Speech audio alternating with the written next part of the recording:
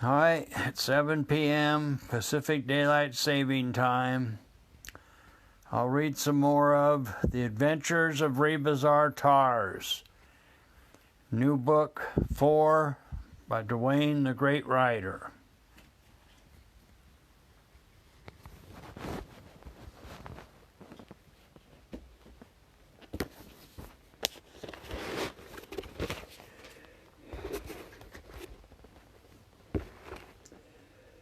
The Deadly Force Field.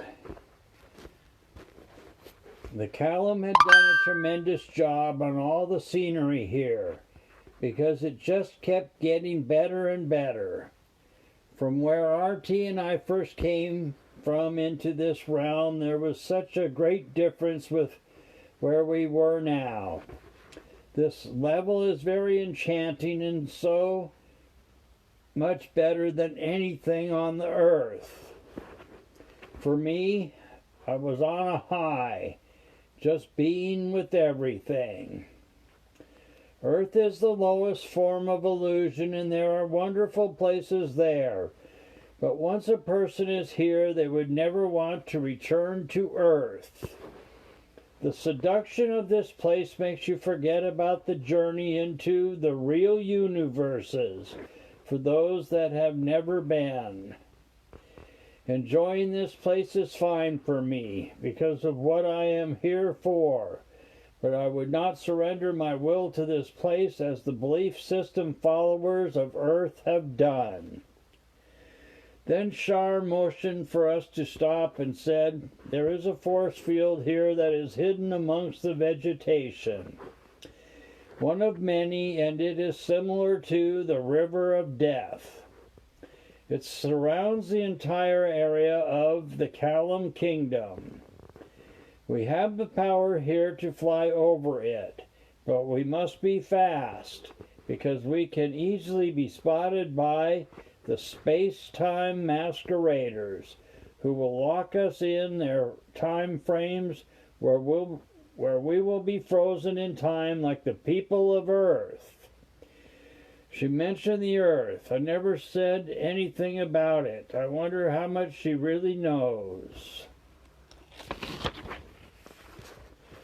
"Follow me," she said, as she leapt in the air and flew up about 100 feet. RT and I followed. She was right. It is easy to fly here, so why are we walking all the time? As I saw Shar go up to a point and then start to come back down while I was still flying up with RT, in the distance there were two small craft approaching. "The Deceptors," she yelled. "Hurry and get out of sight." But it was too late. They already saw us and started firing their laser beams. One of them just grazed my left arm and smoldered a small hole in the shirt I was wearing. Then RT put his hands and RT put up his hands and actually reflected the rays and sent them back to the two ships, and they quickly exploded and immediately totally disappeared. "Wow, that was cool, sir," I said, feeling better about our situation. "Just like Steven Seagal, always use your opponent's strength against them in situations like this. You always have the right to defend yourself. Besides, their intent was for their God, and so they will be reborn in some bad situation on a desolate planet in the physical realm. I am sure those two will be missed, so we must get to another area and hide for a while," said RT. Now I realized why we were always walking. There is just too much going on in the air all the time around here. I know a good place for now that the lunatic will not spot us, said Shar as she led the way through the dense vegetation. Rebazar stayed right behind her as Shar moved very fast through the brush. It was still hard for me to fathom all the beautiful lushness compared to the other parts of this world we had been in. As we swiftly moved along, I saw big butterflies all over the place, along with bigger than normal honeybees. I really love the butterflies. They remind me of Tinker Bell. Back on Earth, the cruel rulers have destroyed a lot of the bee population, along with the butterflies, with their deceitful, toxic spraying and microwaves. The warmongers want to eliminate a lot of the population of the earth, so they are using all forms of lethal pesticides that affect everything, including the food we eat. I am glad that I do not like to golf, because the golf courses are very heavily sprayed to keep the grass artificially green without people knowing it, which is why golfers are having certain health problems. In our modern times, when people are sick, they go right to their doctors that have been taught to prescribe mainly worthless drugs to people to keep them subject to more disease. With the new you presentation I am doing, I will teach people how they can heal themselves and work with the real guides who will help in an all-natural way. There are so many natural ways to heal and that work more permanently. But time is of the essence, as the dark forces want the earth under the giant eye, just like in The Lord of the Rings. Look over there, said Shar as she pointed. There is the cave that we can stay in and rest a while until the sun sets. It looked like a really good place and well hidden among the thick greenery of all the surroundings. We were soon there and inside. Rebazar wanted us to go in first as he stood outside and watched to make sure we were not followed. Dwayne, you and Shar stay here and I will be back after dark. I am going to take a look around. A long look around, he said as he quickly vanished. Shar, is there anything to eat around here? I asked. Yes, right around the side of this cave there are some fruit trees that have what you know as bananas and apples, she said as she led the way. She kept referring to what I already know. I thought. We went outside and moved through the leafy brush, and then I saw the banana trees. They were really big trees that were loaded with bananas, and right next to them were the apple trees. One thing about the fruit here, there were no pesticides like on Earth. The big butterflies and bees were combing the flowery buds and making cute little noises. This fruit is marvelous, Shar. There are no harmful toxins on this fruit, I said as I was eating a great-tasting banana. Yes, Dwayne, the pesticides that are found on your planet was purposely put there by the deceptors because they want to keep people sick and submissive to the Callum God. Even Callum himself wants things to be as clean and pure as possible where he lives, but he doesn't care about the physical level and all the destruction that goes on there, she said as she picked the fruit. How do you know that I am from the earth, Shar? I asked as I collected as much fruit as I could. Come back inside the cave and I will tell you, Dwayne, she said as she led the way back. Shar tells all. We put aside all the fruit and then sat on the soft green floor inside the cave. Dwayne, I have actually known about you for a long time, and Rebazar also. I think what I have to tell you will be of great interest. When I was on the earth with my parents, they were very heavily into the belief system businesses that the Callum God has perpetuated throughout the physical, astral, and mental realms. When I was young, I was not aware of what was really behind the religious beliefs of those that promoted such things to the masses. I simply went along with everything I was shown and told. I was brought up in a particular faith like so many other people that really do not know how the politics of the religious orders really work and what they are doing to mislead people and take all they have.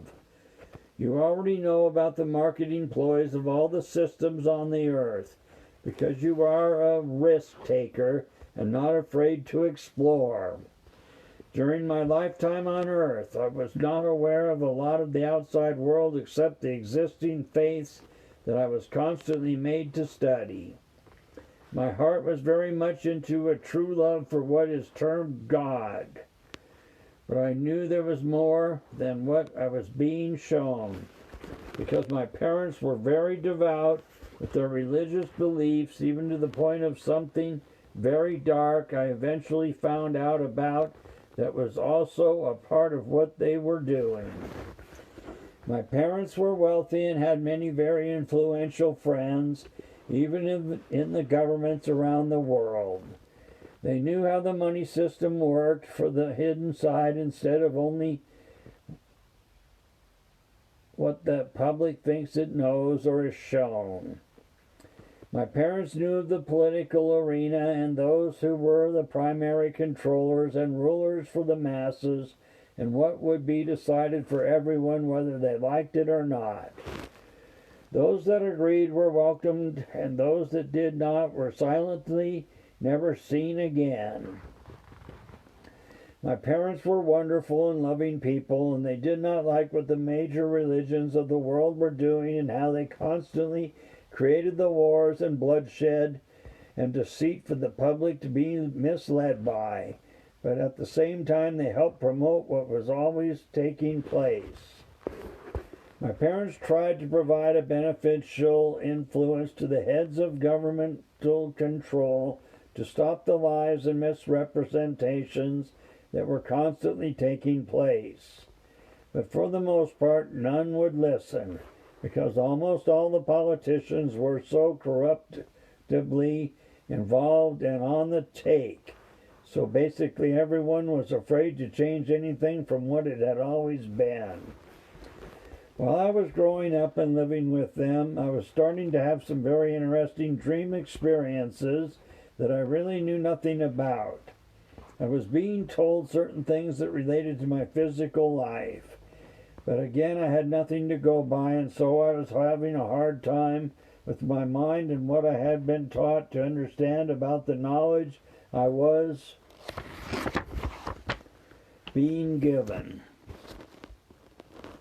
Like most people, I thought it was God talking to me, because I did read the religious doctrines, and they talked about God talking to man through dreams that had been interpreted in the past, but no one I spoke with knew anything about dreams and what they meant in my present life. I kept searching for answers, because I knew there was more. While my parents were alive, they kept me very involved with what they were doing, plus all the schools they had me go to. I had no real social life, because they kept a firm hand on me and wanted me to be educated a certain way. They did not want me to see any boys when I was young or men as I got older. I did have a secret love for a while, but when my parents found out, they had someone come around and have a real talk with him. Well, that ended that. I know they did not have him killed, but they made sure that he never came around again. If I wasn't in school, I was with them at some political religious convention or gathering, promoting what the churches of the earth wanted: complete cooperative mind control. The socially deceptive mind control implementations are what I eventually discovered they were doing to people. Basically, all the private meetings that I went to with my parents were about how to better control the working class and the followers of their faith. Usually, there were many top political and religious personalities that headed these meetings, and they would share their stories about how they kept people in line and kept them working as a support to further their own political causes which is usually something beneficial for the controllers and destructive for their supporters. To these people that love their power roles, a person's life means nothing. Printing money and stealing gold from others has value to them, but not a human life. Even when they did provide some kind of benefit for the public, they would make sure only they and their political friends would come out ahead. These diabolic followers of the Kalam God also have secret meetings that involve religious blood cult sacrifices. These people perpetuate the ideas through their made-up ancient doctrines about everyone that is not a believer in their way of doing things is an outcast and a devil worshiper, when in fact it is all a mind control scheme to have people as robots that will work and protect their evil doings. All of this is so obvious, yet people stay with these phony icons that say they are here to help mankind. People stay with all of this authoritative absurdity because they have nowhere else to look. Most people want to have a basic life and are not interested in getting something from the next person unless it is to share and exchange freely. And so these misguided vermin take advantage of the average person. The Earth people have no idea where the technology on their world of today came from. It came from the deceptors that invented Lunatech eons ago. It all started back before the planned deception of the Christ man. Years before he appeared, the church was planning a world takeover directed by the Kalam God. The Kalam made his brother Jot Naranjan act out the part of Jehovah and persuaded people that a Savior was coming that would relieve the burden of all those who believed in the church. The plan was being set up and the church was going to actually create their own magic show for the naive public to believe in. This same scenario had been done so many times before, but the church at that time was losing memberships and followers, so they knew they had to create a miracle to happen to get their supporters back and stabilized. As time went on, they couldn't really figure out what to do. Then one day, the Christ man appeared and started doing some psychic healings among the villages he was visiting. He mainly healed people in one village and then traveled to others. After years of doing these healings, the church finally started paying attention to what he was doing and had the Christ man followed to see what he was really up to. Eventually, these secret agents reported their findings to the congregations of the World Church at that time, and so it was decided that they would use this man as their marketing ploy to promote their continued rulership. These rulers of the church had evil hearts. They knew that the Christ man could not be around if they were to claim his miracles and make up stories about him. So they devised a plan to get rid of him without taking the blame. They wanted to use him and steal the idea of him so that it would look like he was representing the church of those times, which he personally was not at all interested in being a part of them. The misguided followers of religion today are told that the Christ man is behind the church and the different labeled systems that control the bloodshed on earth. But only ignorant and unaware people believe in something so foolish. He was followed and watched for the longest time to make sure most of the population knew about him. One of the things that I did learn from the original secret doctrines of the church was that the Christ man was being taught by very special beings from his youth until he eventually appeared to the public. In the old doctrines, there are vague references to his teachers, and I would assume they were the real universal guides. At some of his gatherings, he would constantly make reference to look within oneself for all the answers needed, and he never mentioned any gods or authorities, which the church later added for their policies of control to work and to please the Kalam God. Eventually, it was planned that the Christ man would be eliminated like a common criminal, and so the church ordered the political scene at that time to make up something that sounded good enough to get the man nailed to a cross. There are still some records of all these events hidden in the secret vaults of the world religions, but to get to them you would have to risk your life. The secret doctrines will never be seen by the public, and if someone with a real heart gets close to them, they will be destroyed, so the masses will never know they existed. The church leaders do keep them for their own people to see, and those that do not keep them a secret are eliminated, just like so many of their own popes they did away with. And so the history of what mankind thinks is something special was born. You have the real answer, Dwayne, and it is all here and now. The Christ man wanted to help people, but I think he got caught up in his own ego and did the many psychic miracles, because I saw him a few times having to deal with the lords of karma for what had been promoted on the earth because of him.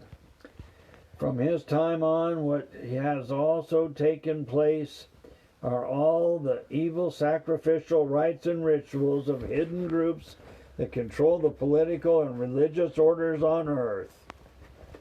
My parents told me about all these things right before they died, because they had seen the original manuscripts that were thousands of years old. The heads of all religious orders worship these stupid doctrines because the three-headed God is into total evilness. In the early days of the church, the information about the three heads of Kalam were recorded. But as time went on, they changed a lot of the information about what really took place and eventually referred to Kalam as God.